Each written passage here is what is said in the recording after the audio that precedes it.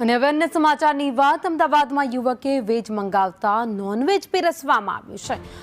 યુવકે paneer chilli મંગાવતા chicken chilli પીરસવામાં આવ્યું છે। વસ્ત્રાપુરની ધ પાર્ક રેસિડેન્સી હોટલની આ બેદરકારી સામે આવી છે। વેજ નોનવેજ એક જ કિચનમાં બનતું હોવાનું પણ સામે આવ્યું છે। હોટેલ સામે એએમસી કાર્યવાહી કરે તેવી યુવક દ્વારા માંગ કરવામાં આવી છે। તો આ કોઈ પહેલો બનાવ નથી। અત્યાર સુધીમાં અનેક બનાવ સામે આવી ચૂક્યા છે, જેમાં વેજ ઓર્ડર કરવામાં આવ્યું હોય ને નોનવેજ હોટેલ તરફથી પીરસવામાં આવ્યું હોય।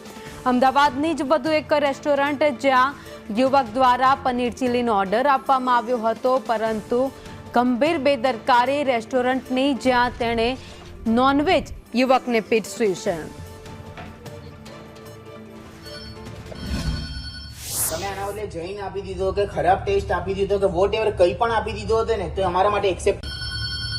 તમે આના બદલે જઈને આપી દીધો કે ખરાબ ટેસ્ટ આપી દીધો કે વોટ એવર કંઈ પણ આપી દીધો હતો ને તો અમારા માટે એક્સેપ્ટ। વધુ અપડેટ સાથે સંવાદદાતા જિગ્નેશ અમારી સાથે જોડાઈ ગયા છે। જિગ્નેશ, વધુ એક અમદાવાદની રેસ્ટોરન્ટ જેની ગંભીર બેદરકારી સામે આવી છે। ભાવિની સંચાલક છે હોટલના, તેઓની બેદરકારી અવારનવાર સામે આવી છે।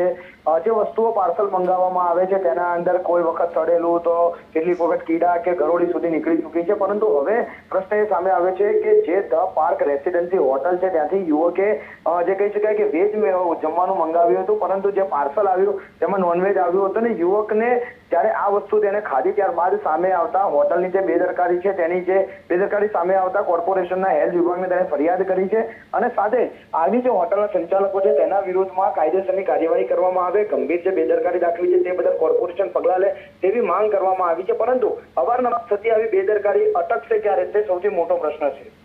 આભાર માહિતી માટે।